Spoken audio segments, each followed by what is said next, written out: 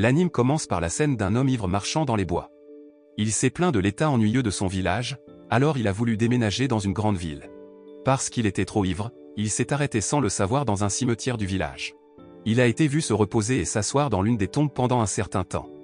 Après cela, ses yeux se sont tournés vers quelqu'un qui creusait une tombe, mais étrangement, toutes les pierres tombales du cimetière sont tombées successivement.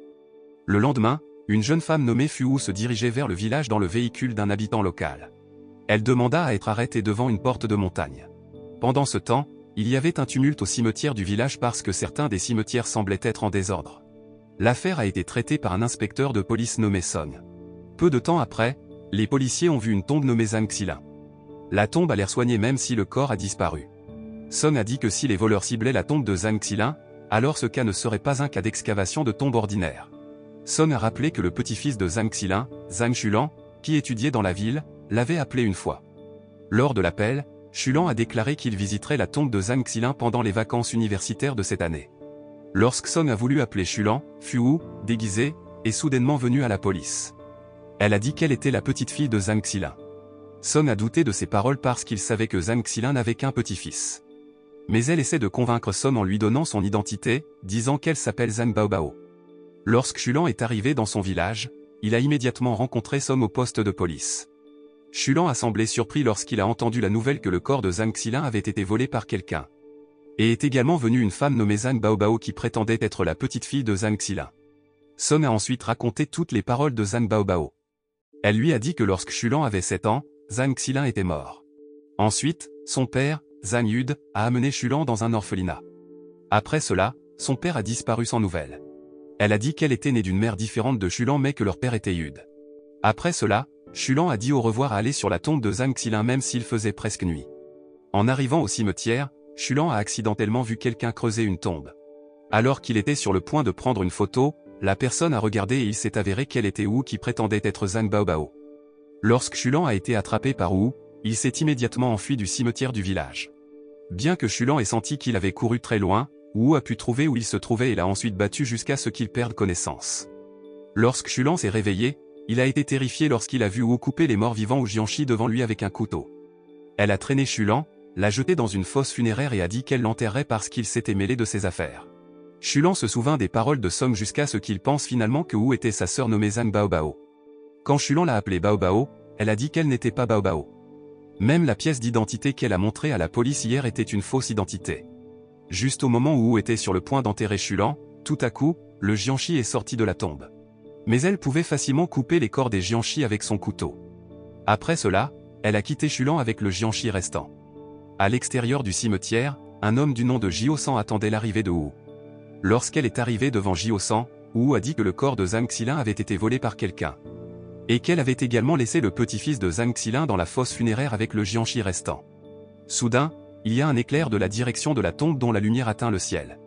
Wu et Jio-san sont retournés au cimetière. Ils ont vu que les Jiangshi avaient été brûlés alors que Xulan n'était plus là. Jio-san découvre la carte d'identité de Xulan qui est tombée par terre et dit que Wu devrait étudier au même endroit que Xulan. Jio-san a alors facilement donné à Wu une nouvelle fausse identité. Pendant ce temps, dans un immeuble, un homme du nom de Roryu reçoit un appel d'une femme. Ryu a dit à une femme nommée Natsuka qui était devant lui, que la femme qu'il avait appelée plus tôt avait trouvé le corps de Zhang Xilin et le rapporterait.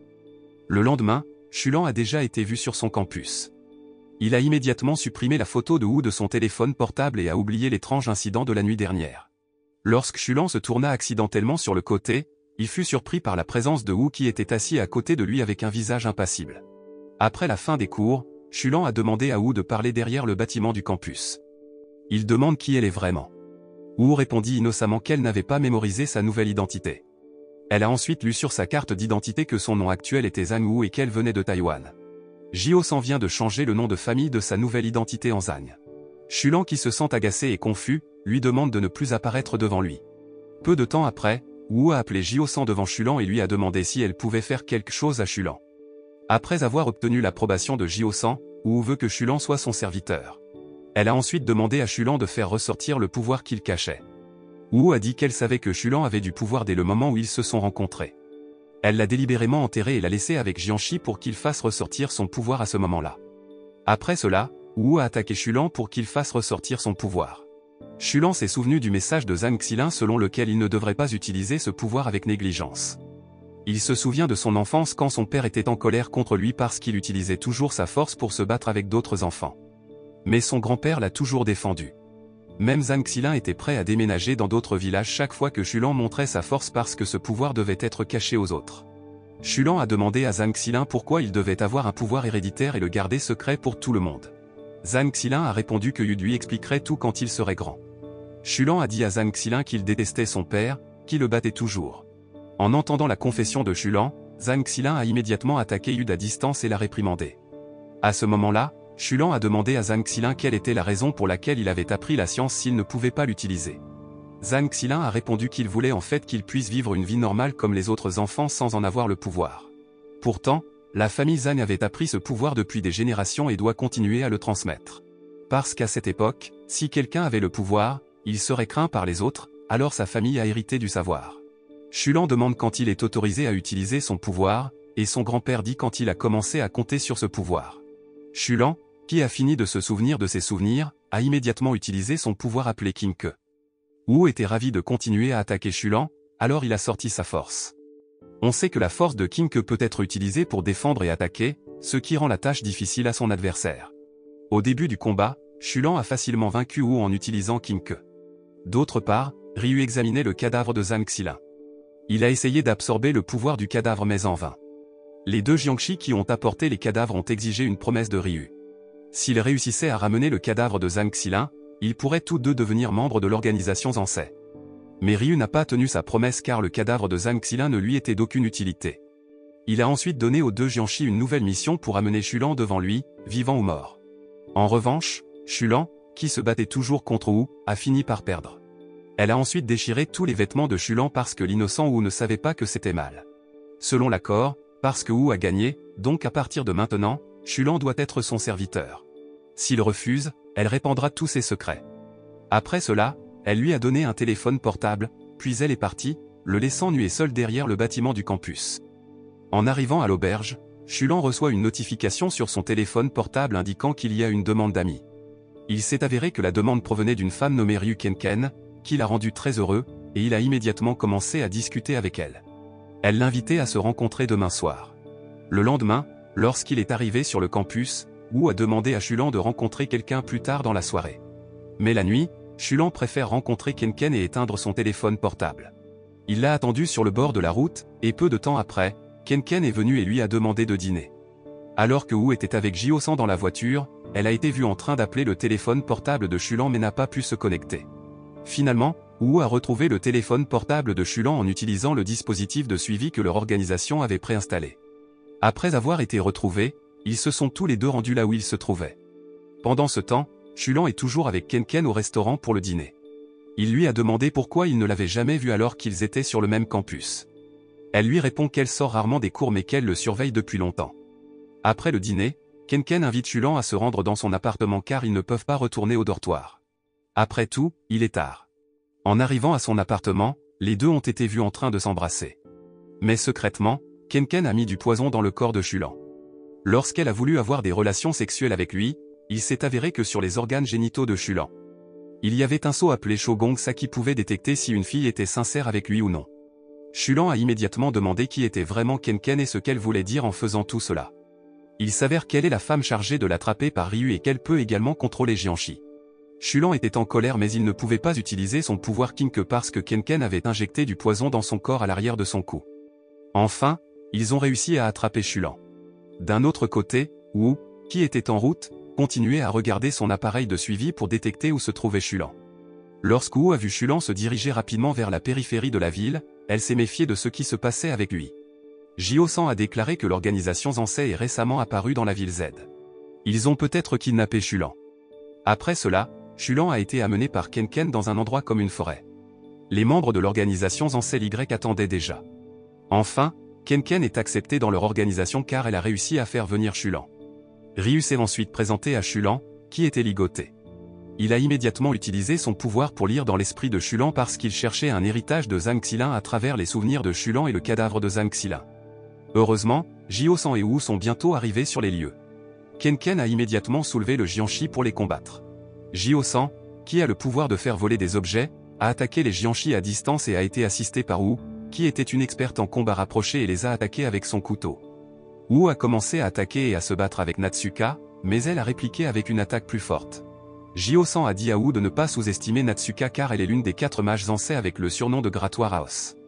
Lorsque Natsuka et son groupe sont pris au dépourvu, Jio-san invite un autre homme nommé Saru qui a le pouvoir d'attaquer depuis le sous-sol et parvient à amener Shulan à Jio-san. Pendant ce temps, Wu a l'air très en colère contre Shulan parce qu'il a éteint son téléphone portable. Elle a poignardé la nuque de Shulan pour retirer le verre que Ken avait inséré dans son corps. Il s'est avéré que Jio-san avait tout planifié très soigneusement.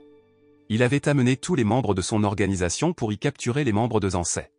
Après cela, les membres de Zansei ont fui parce qu'ils ont réalisé que leur position était pressée et qu'ils étaient en infériorité numérique pour combattre Jio-san et ses membres. Wu demande à Shulan pourquoi il n'est pas content quand il le sauve. Il a répondu pourquoi la malchance lui arrivait toujours, même si Zhang Xilin lui avait dit que lorsque beaucoup de malchance arrivait, de bonnes choses arrivaient. Wu a dit qu'il ne devrait pas s'inquiéter car la malchance ne finit pas toujours mal. Shulan était heureux que les paroles de Wu puissent lui remonter un peu le moral. Mais elle a continué à dire que toute la malchance qui lui était arrivée était due au fait qu'il était si stupide.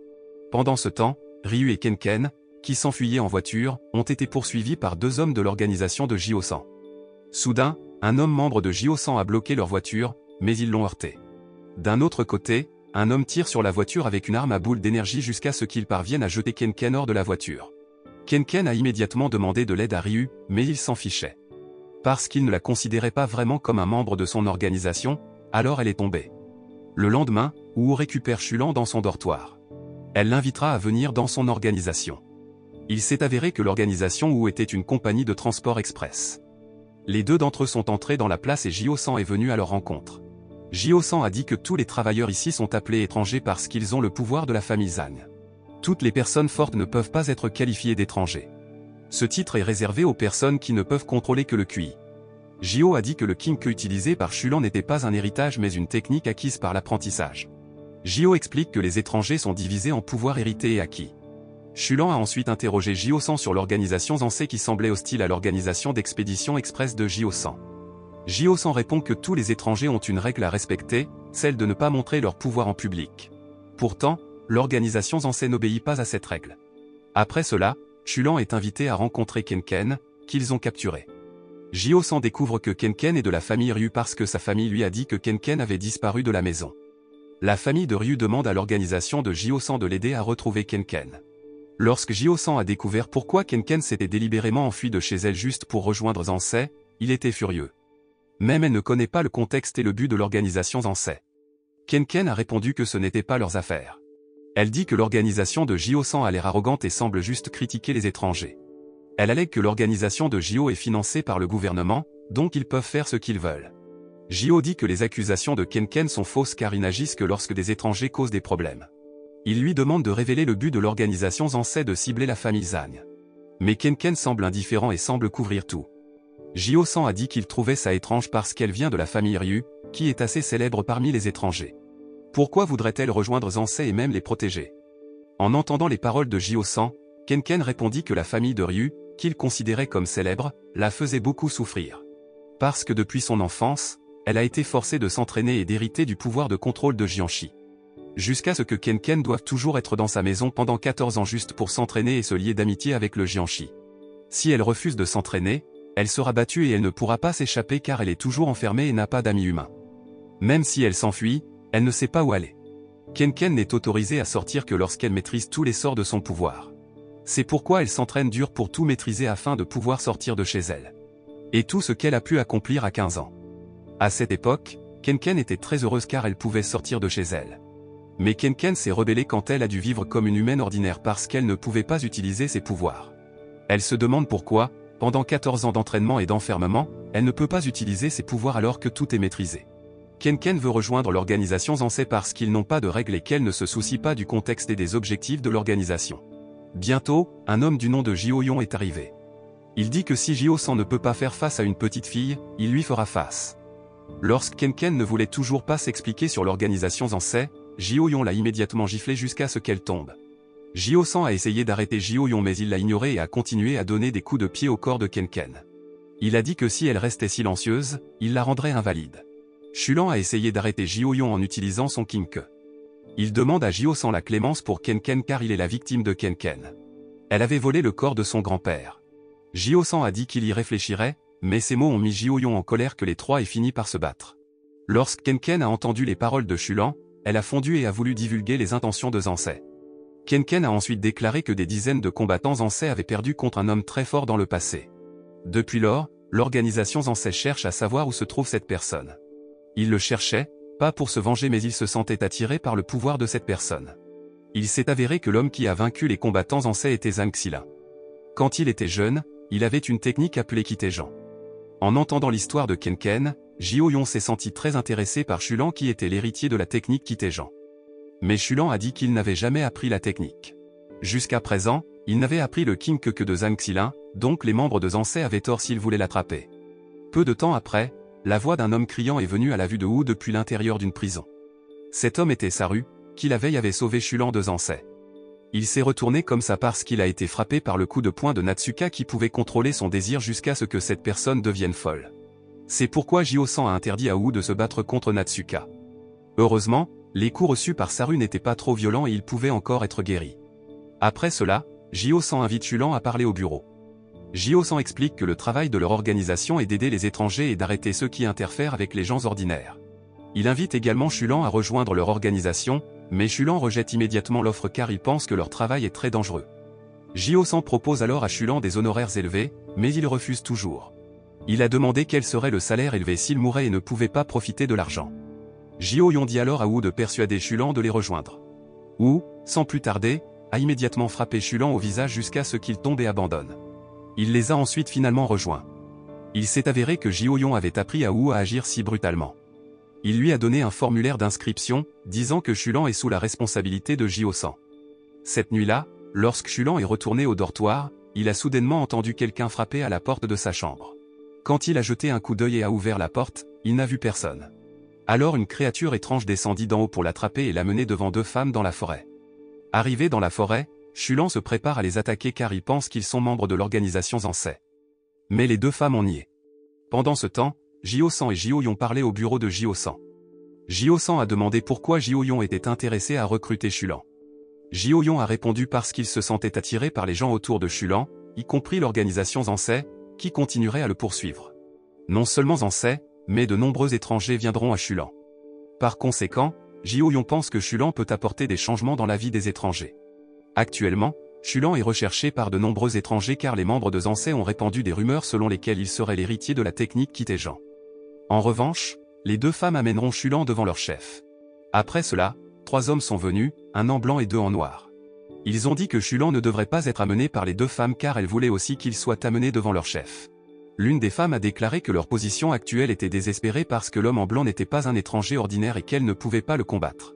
Shulan les refuse tous et essaie de se défendre. Cependant, les 2 hommes en noir ont dégagé une technique similaire à celle de Kinke. Pendant ce temps, Jiosan a déclaré qu'il semblait que Zhang Xilin avait caché son identité de grand combattant depuis le début. De plus, la technique Kinke enseignée à Shulan était également très différente de la technique Kitejan que l'organisation Zansei recherchait. Mais les techniques des Kinke sont similaires à celles des organisations Tanshifu et Tanjukai. D'un autre côté, Wu s'est réveillée de son sommeil parce qu'elle a ressenti une très forte aura meurtrière près de son dortoir. Puis une femme de Tanjukai est venue et lui a demandé de dire à Jiosan qu'il voulait aussi Shulan. Wu ne répondit pas indifféremment à la femme et retourna dans son dortoir. La femme a dit qu'à partir de maintenant, c'était Tanjukai qui surveillerait les mouvements des étrangers dans la ville. L'organisation de Jiosan est priée de ne pas s'immiscer dans leurs affaires. Wu ne se souciait toujours pas de la femme jusqu'à ce que la femme soit agacée, puis l'a attaqué et a frappé le visage de Wu jusqu'à ce qu'il y ait une courte bagarre entre eux. Après cela, la femme s'est présentée et a dit qu'elle s'appelait Fusaen. Soudain, il y eut une explosion qui détourna Wu et Saen. Il s'avère que l'explosion est venue du combat de Shulan contre 2 hommes en noir. Shulan semble être capable de les suivre même s'il a affaire à 2 hommes à la fois. Voyant cela, l'homme en blanc nommé Regioku est intervenu pour combattre Shulan. Lorsque Shulan attaque Regioku, sa force est incapable de le toucher. Même lui peut vaincre Shulan en un seul coup. Shulan s'est relevé et a essayé d'attaquer Regioku même s'il ne pouvait pas le toucher. Regioku a déclaré que Shulan avait volé la technique de Kinke à Tanshifu et l'avait entaché de ses capacités modestes. Il attaque à nouveau Shulan et invite ses membres à partir car ils n'ont pas besoin d'amener le faible Shulan. En entendant les paroles de Regioku, Shulan s'est immédiatement relevé, Mais tous ceux qui étaient là lui ont demandé d'arrêter de combattre Regioku. Malheureusement, Shulan a toujours défié Regioku même s'il a dit qu'il rendrait Shulan paralysé. Wu a dit que Shulan devrait continuer à combattre Regioku avec la tête levée et ne pas tenir compte de ce que dit Regioku. Saen est également venu rencontrer les deux membres féminins. Enfin, Shulan a commencé à faire ressortir son véritable pouvoir pour combattre Regioku. Wu a dit que c'était la technique utilisée par Shulan pour brûler tout le Jianshi dans le cimetière du village. Shulan attaque Regioku avec la technique Ryu. Ils se sont battus dans les airs et Shulan a été vu attaquer Regioku à plusieurs reprises pour percer sa défense Kinke. Les deux hommes en noir dirent que le Ryu était une technique avancée du Kinke et qu'il n'était pas facile à maîtriser. Même dans l'organisation Tanshifu, seul un homme nommé Tanshi peut la maîtriser, et seuls ses descendants devraient être capables de maîtriser la technique. Ils se demandèrent tous les deux qui était vraiment Zhang Xilin. Parce que Regioku ne voulait pas abandonner, Shulan l'a attaqué à distance avec des éclairs blancs. De manière inattendue, Regioku a pu contrer l'attaque de Shulan avec une technique qui ressemblait à la sienne mais avec des éclairs noirs. Il a dit que le pouvoir qu'il avait obtenu directement de Tanshi. Enfin, Shulan peut être vaincu par Regioku et il semble gravement blessé. Mais Wu a immédiatement aidé Shulan et a pu arrêter le QI noir de Regioku en utilisant uniquement son couteau. Elle a dit que si Regioku attaquait à nouveau, il y aurait une guerre entre Tanshifu et son organisation. Regioku a ensuite rétracté ses paroles plus tôt selon lesquelles Shulan n'était pas digne de venir à Tanshifu. Il invite ensuite Shulan en personne à assister à l'événement qui aura lieu pour choisir le successeur de Tanshi. Il a également déclaré que Shulan méritait d'être le successeur de Tanshi. Le lendemain, Shulan et Wu marchaient quelque part. Jio-san leur a demandé d'aller tous les deux dans la maison qu'il leur avait louée pour pratiquer pendant un mois dans un village reculé. Shulan se vante auprès de Wu que la nuit dernière, il a pu égaler la force de Regioku même s'il a finalement perdu. Cependant, elle a dit que la nuit dernière, Regioku n'avait utilisé qu'un tiers de sa force car il avait uniquement l'intention de tester la force de Shulan. Wu a déclaré que bien que Shulan n'ait aucun intérêt à devenir le successeur de Tanshi, il devait assister à un événement que Tanshifu organiserait pour découvrir la vérité sur Zhang Xilin. Il se pourrait que le Tanshi nommé Zhang Jinei connaisse la réponse. Après cela, les deux sont entrés dans la maison. Soudain, Wu pressa sa tête contre la tête de Shulan jusqu'à ce qu'il se sente très malade et s'évanouisse. Shulan sentit un QI sortir de son corps. Puis elle l'aspergea d'eau jusqu'à ce qu'il se réveille. Il s'est avéré que Wu avait transmis sa force à Shulan, puis on lui a demandé de s'entraîner. Le pouvoir donné par Wu était très efficace dans le corps de Shulan car il pouvait sentir son QI circuler dans son corps. Elle a informé que la technique s'appelait Nufuku. L'innocente Wu a enlevé tous ses vêtements devant Shulan pour prendre une douche, sans qu'elle sache que ce qu'elle a fait était mal. En raison des actions de Wu plus tôt, Shulan ne pouvait pas se concentrer pendant la méditation. Wu le frappait toujours quand il n'était pas concentré sur l'entraînement. Cela agace Shulan et il décide de retourner au dortoir et de dire que leur jeu de maître et serviteur est terminé. Wu a menacé Shulan avec son couteau s'il continuait à s'éloigner. Pourtant, il sembla ignorer sa menace et ouvrit la porte pour partir. Wu le supplie de ne pas y aller. Même si elle avait détruit une partie de la maison, Shulan l'a quand même quitté. Alors que Shulan se dirigeait vers le dortoir, Saen s'approcha de lui dans une voiture. Elle a dit que Tanjuke était plus sincère en l'accueillant. Il veut alors venir avec Saen pour rencontrer son père. Il s'avère que l'organisation Tanjuke fait partie d'une grande entreprise appelée Tange Group. En arrivant dans la chambre du père de Shon, l'homme nommé Fushonao s'est présenté. Shonao a ensuite présenté Shulan à un homme nommé Jia Zhonggu, qui était un artiste martial célèbre parmi les étrangers. Shonao a déclaré que Tanjuke recherchait des personnes talentueuses et voulait que Shulan les rejoigne, il a donc eu le temps de réfléchir.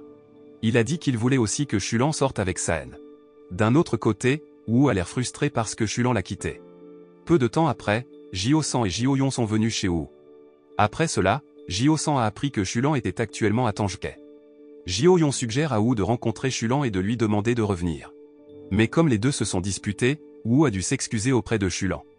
Jio-san a répondu que ce serait difficile car elle ne s'est jamais excusée auprès de personne. Pour attirer à nouveau l'attention de Shulan, ils ont habillé Wu dans différents styles. Après cela, Kenken vient et demande ce qui se passe. Il s'avère qu'ils ont pardonné à Kenken, la libérant ainsi de leur prison, mais en retour, elle doit travailler à temps partiel chez eux. Kenken habille immédiatement Wu, alors Shulan est tenté et veut lui pardonner. D'un autre côté, Shulan parlait à Shonao dans son entreprise. Shonao lui a parlé du passé d'un étranger. Il a dit qu'il y avait un conflit entre étrangers jusqu'à ce qu'une guerre éclate entre eux. Mais jusqu'à présent, personne ne sait quel conflit s'est réellement produit entre eux qui a provoqué la guerre. Car les dirigeants étrangers semblent le cacher à tous leurs membres. Mais il a enquêté dessus, et il s'avère qu'ils se battent pour 8 grandes puissances parmi les étrangers. L'un d'eux est le pouvoir de Zhang Xilin, à savoir Kitaejan. Il s'avère que le grand-père de Shonao, Futenyu, a également le pouvoir d'invocation que les autres étrangers veulent. Puisqu'ils descendent tous les deux d'étrangers très puissants, Shonao veut que Shulan coopère avec lui pour percer les mystères des 8 pouvoirs. Bientôt Wu est arrivé au groupe Tange pour chercher Shulan. Mais la réceptionniste a déclaré que Shulan et Shonao avaient actuellement une discussion importante. Après cela, Wu a été traîné dehors par 2 hommes de la sécurité, mais elle a pu facilement s'échapper et vaincre toute la sécurité là-bas tout en continuant à appeler le nom de Shulan. Peu de temps après, 3 hommes sont arrivés, dont l'un était le fils de Shonao, Shinton et une femme qui travaillait comme cadre au groupe Tange. Wu les a plutôt approchés et a demandé où se trouvait Shulan. Cependant, elle a été attaquée par l'un des hommes pour qu'elle rebondisse. Wu a ensuite attaqué l'homme en retour. Après cela, ils se sont ligués contre Wu, mais tous ont pu être vaincus par elle. Ailleurs, Saen rencontre Shulan et dit que s'il veut rejoindre Tanjuke, il peut sortir avec elle. Mais Shulan refuse même s'il essaie de la fuir. Saen a déclaré qu'elle avait été forcée d'aller à un rendez-vous avec lui parce que son père l'avait forcé. Par la suite, Saen a attaqué Shulan avec sa force, mais il a pu bloquer son attaque en utilisant son Kinke. Étrangement, il ne peut pas toucher le corps de Saen même si elle parvient à le renverser. Il s'avère que Saen a un pouvoir de téléportation, donc Shulan ne peut pas la toucher. Pendant ce temps, Shonao a été vu assis avec Jia Zhonggu. Après cela, un homme est entré et a dit qu'il y avait un intrus de l'organisation de Jio-san. Shonao a ordonné aux cadres de les affronter mais ces cadres avaient déjà été vaincus par Wu. Pendant ce temps, Shinton craignait d'affronter Wu après avoir vu sa force en se battant avec ses 3 camarades plus tôt. Par la suite, Shonao a dit à Jia Zhonggu qu'il ferait lui-même face à ce problème. Mais Jia Zhonggu, qui vient de rejoindre l'organisation Tanjuke, a déclaré qu'il les affronterait. D'un autre côté, Saen essayait toujours de persuader Shulan de considérer la demande de Shonao. Pourtant, Shulan a juste ri et a dit qu'il connaissait déjà la vraie nature de Saen, aussi grossière et agitée que lors de leur première rencontre. Shulan invite alors Saen à parier. S'il peut la battre, elle doit le laisser partir mais s'il perd, alors il est prêt à obéir à sa demande. Pendant ce temps, l'un des hommes qui a perdu contre Wu a dit à Shinton qu'elle était si forte que même Shonao pouvait perdre contre elle. Mais Shinton a déclaré que son père avait invité le fort Jia Zhonggu à lui faire face. Wu qui cherchait Shulan, rencontra par hasard Jia Zhonggu. Il l'a immédiatement attaqué, mais elle a seulement évité son attaque parce qu'à ce moment-là, elle portait des talons hauts, alors elle a glissé et a été attaquée par lui. Shinton a déclaré que l'attaque de Jia Zhonggu pouvait engourdir le corps de son adversaire. Même si Jia Zhonggu a continué à attaquer Wu, ses attaques n'ont pas eu beaucoup d'effet sur elle. Jia Zhonggu a dit que la femme qu'il a combattue cette fois était très étrange. Il a immédiatement attaqué Wu en utilisant une arme tranchante qui pouvait voler mais elle a pu repousser toutes ses attaques. Shinton et les dirigeants ont été témoins du combat de Wu contre Jia Zhonggu. Shinton a déclaré que le pouvoir de Jia Zhonggu différait du pouvoir de télékinésie de Jio-san qui ne pouvait que faire flotter des objets. Son pouvoir permet de contrôler des objets à distance car il enduit chacune de ses armes de son QI. Jia Zhonggu est qualifié d'expert en armes car il peut unir les armes au QI de son corps. Par la suite, Jia Zhonggu a attrapé la tête de Wu et a pointé son arme sur elle pour la mettre en colère. Wu a dit que Kenken lui avait interdit d'enlever les chaussures pour que Shulan revienne vers elle. Alors Wu en colère a immédiatement enlevé ses chaussures et a dit que tout était de la faute de Jia Zhonggu. En revanche, Shulan et Saen commencent à faire leur pari. Aucune des attaques de Saen ne peut toucher Shulan même s'il n'utilise pas son Kinke. Au final, Shulan a finalement remporté le pari. Saen a ensuite demandé quelle technique il utilisait. Shulan a déclaré que la technique s'appelle Shiroi Komushi, qu'il a lui-même développée à partir de la technique Ryu. Elle a alors tenu sa promesse et l'a laissé partir. Pendant ce temps, Wu, qui avait enlevé ses talons, se déplaçait très vite et pouvait attaquer Jia Zhonggu. Après cela, Shonao est venu chez Jia Zhonggu pour voir leur combat. Comme Jia Zhonggu ne voulait pas paraître vaincu devant Shonao, il a continuellement attaqué Wu. Jia Zhonggu réalisa la différence de force et regretta de l'avoir combattu seule. Wu a dit qu'elle s'ennuyait et qu'elle ne voulait plus jouer parce qu'elle était venue chercher Shulan. Elle a supplié Jia Zhonggu de mettre fin à leur combat. Jia Zhonggu, qui savait qu'il ne pouvait pas la battre, en a profité pour parler avec arrogance devant Shonao. Il a dit qu'il était sur le point de commencer à se battre sérieusement mais elle lui a demandé d'arrêter alors il l'accorderait. Jia Zhonggu a dit à Wu de le supplier à nouveau et elle l'a immédiatement fait. Jia Zhonggu, qui devenait de plus en plus arrogant, a même dit à Wu de s'agenouiller, mais elle a plutôt appuyé sur sa tête pour s'agenouiller à ses pieds. Un Jia Zhonggu en colère l'a immédiatement attaqué par derrière, mais Wu s'est de nouveau frappé la tête en utilisant ses talons jusqu'à ce qu'elle se coince dans sa tête. D'autre part, Shulan, à qui Saen a dit de partir, l'a taquiné en lui demandant son numéro de téléphone. Elle l'a ensuite frappé à travers le rez-de-chaussée. Lorsqu'il tomba, Shulan fut surpris par la présence de Wu. Elle lui a alors présenté ses excuses en baissant la tête. Shulan a répondu qu'il reconsidérerait, et il a demandé à Wu de se conformer. Il lui a demandé de ne pas bouger pendant un moment car, en même temps, il ferait face à Shonao et s'excuserait d'avoir dû accompagner Wu. En entendant cela, Shonao est devenu très en colère et a montré sa force devant Shulan. Wu voulait aider, mais Shulan a refusé. D'un autre côté, Shulan s'est senti sous la pression du pouvoir QI de Shonao, il ne pouvait donc pas bouger. Mais il s'est avéré que Shonao ne faisait que tester la force de Shulan, et maintenant il le savait en riant. Shonao est de plus en plus attiré par Shulan car il ose affronter seul sa force. Après cela, il a permis à Shulan et Wu de partir. Mais Jia Zhonggu n'a pas pu accepter sa défaite et a dit qu'il ne laisserait pas partir Wu. Il l'a attaquée à nouveau, mais elle n'a pas esquivé car elle a obéi à l'ordre de Shulan de ne pas bouger. Par la suite, Jia Zhonggu a été étranglé par Shonao. Il a été déçu parce que Jia Zhonggu a attaqué une femme qui n'avait aucune intention de le combattre, même par derrière. Pendant ce temps, on a vu Wu saigner tellement qu'elle s'est évanouie. Shonao a alors convoqué Shinton et lui a dit d'utiliser son pouvoir d'invocation d'âme pour invoquer un médecin pour soigner immédiatement Wu. Shinton a réussi à invoquer l'âme du meilleur chirurgien masculin et il a réussi à retirer une arme tranchante du corps de Wu. Selon lui, la blessure de Wu était très grave. Après cela, l'employé du groupe Tange a dit à Shonao que Jio-san et Jio-yon étaient venus. Quand ils sont arrivés dans la pièce, Shonao leur a immédiatement présenté ses excuses pour l'incident avec Wu. Mais Jio-san et Jio-yon semblaient calmes et ont demandé à Shinton d'arrêter de la soigner. Shinton ne veut pas laisser partir Wu car elle pourrait mourir si le traitement est arrêté. Jio-yon a déclaré que tout ce qui arrivait à Wu était de sa responsabilité. Shinton voulait arrêter parce qu'il avait entendu l'ordre de Shonao. Ils sont tous finalement revenus à la base, y compris Shulan. Sur le chemin, Shulan se reprochait toujours d'avoir gravement blessé Wu. Mais Jio-yon s'est moqué de Shulan pour le mettre en colère, puis Jio-san a demandé à Shulan de se calmer car il pourrait déranger Wu, qui se reposait.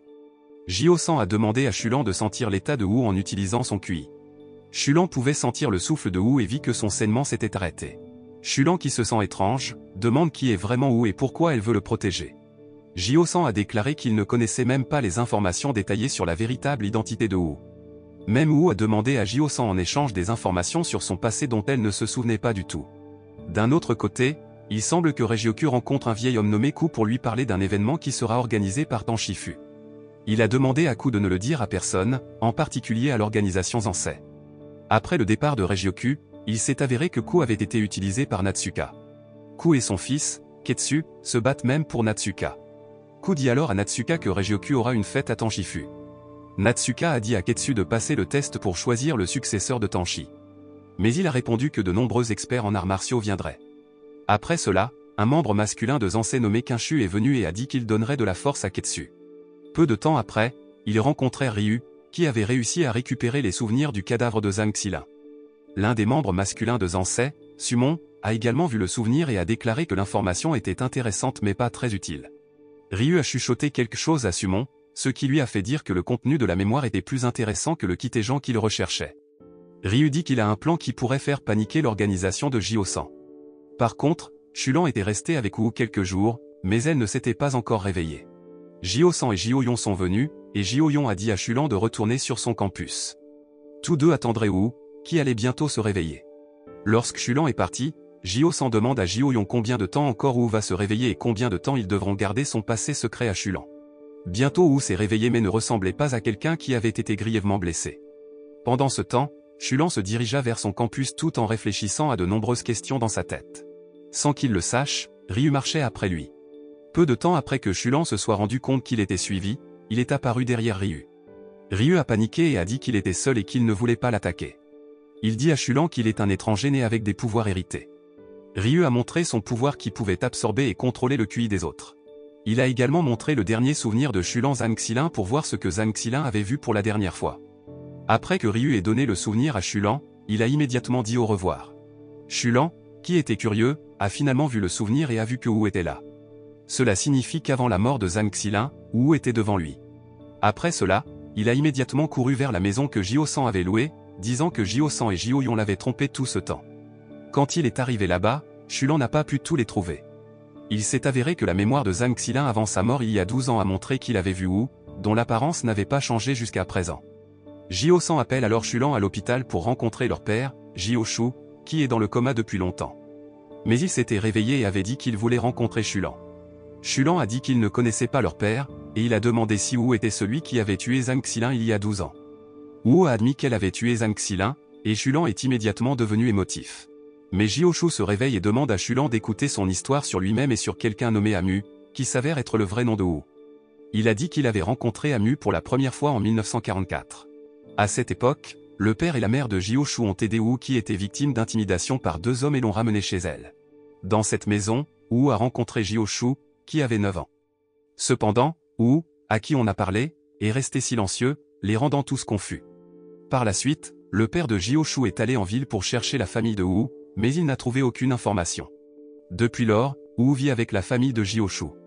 Wu, qui n'a jamais voulu parler à d'autres personnes, a reçu le nom d'Amu par les villageois. La famille de Jioshu a appris beaucoup de choses à Amu, y compris comment parler. La mère de Jioshu a demandé un jour à Amu si elle s'était souvenue de son passé. Mais quand elle a essayé de se souvenir, sa tête avait l'air douloureuse.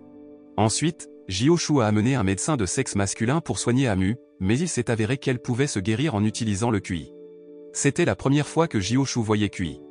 Il s'est avéré que le médecin connaissait QI et avait dit à la famille de Jioshu de ne pas en parler à d'autres personnes. La nuit, Jioshu a interrogé Amu sur QI. Il lui a immédiatement pratiqué le QI jusqu'à ce que son corps puisse ressentir la puissance de son premier QI. 5 ans plus tard, depuis qu'ils ont trouvé Amu pour la première fois, la famille de Jioshu a déclaré qu'elle devait bientôt retrouver sa famille. Jioshu a dit qu'il suffit de considérer Amu comme un membre de leur famille. Un jour, les voleurs sont venus et ont pillé la propriété des villageois. Après cela, Amu est venu et ne savait pas ce qui se passait.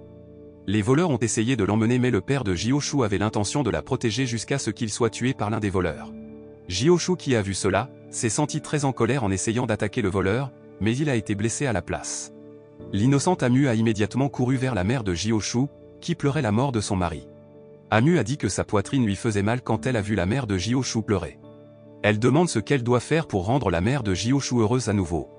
La mère de Jioshu, très en colère, a déclaré que la seule chose qui pourrait la rendre heureuse était si Amu pouvait tuer tous ses voleurs. En entendant cela, Amu a immédiatement massacré tous les voleurs devant tout le monde. Jioshu qui s'est réveillé, a vu le terrible incident. Les habitants qui en ont été témoins avaient également peur d'Amu et l'ont traité de monstre et l'ont même chassé du village. Après cela, Jioshu et sa mère ont suivi Amu. La mère de Jioshu a demandé à Amu de les attendre sur une montagne, et il la rencontrerait bientôt. Il s'avère que la mère de Jioshu a menti parce qu'elle avait peur de l'incident.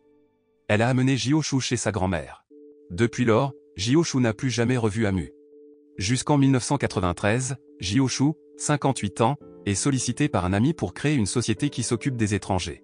Au début, Jioshu a refusé, mais son ami lui a donné une photo montrant Amu en train d'être arrêté par la police. La femme a dit qu'elle cherchait quelqu'un, alors elle s'est échappée. Après cela, Jioshu a accepté de créer l'entreprise à la condition qu'il demande à avoir accès à toutes les informations, y compris sur le gouvernement. Grâce à l'aide de ses amis, Jioshu a enfin pu revoir Amu. Depuis lors, Amu est devenu membre de la société de livraison de colis. Un jour, Jioshu reçoit un appel et demande à Amu de l'accompagner car il existe des informations sur son passé. Selon la personne qui a appelé Jioshu, à cette époque, toutes les personnalités étrangères importantes se réunissaient, et peut-être que l'une d'entre elles connaissait le passé d'Amu. Mais quand ils sont arrivés au lieu de rendez-vous, il y avait eu un massacre et beaucoup d'étrangers étaient morts. Toutes les personnes qui sont mortes sur place étaient des étrangers de grande puissance et des dirigeants de l'organisation. Ils se demandaient qui pouvait tuer un groupe d'étrangers aussi puissants à la fois. Ils ont également vu le combat, et il y avait une personne forte qui est morte. Il s'est avéré que le vainqueur de la bataille était Zhang Xilin. Il a dit que lui et tous les étrangers laissés par la guerre devaient mourir pour les jeunes générations. Après cela, Jioshu et Amu sont venus voir Zhang Xilin, qui a été très gravement blessé. Il s'avère que Zhang Xilin connaît Amu dont le vrai nom est Fu Wu. Amu a immédiatement interrogé Zhang Xilin sur son passé, mais il n'a pas pu lui dire et n'a cédé qu'à elle pour connaître la réponse elle-même. Wu devait rester avec son petit-fils, Shulan, et le protéger. Zhang Xilin a dit que si Wu restait près de Shulan, elle trouverait la réponse. Il a dit que les anciennes guerres étrangères étaient causées par Wu et que son passé était également lié à cette guerre. Il a également rappelé à Wu de continuer à être aux côtés de Shulan pour en savoir plus sur son passé. Étant donné que Zhang Xilin était si gravement blessé à l'époque, il a demandé à Wu de le tuer maintenant.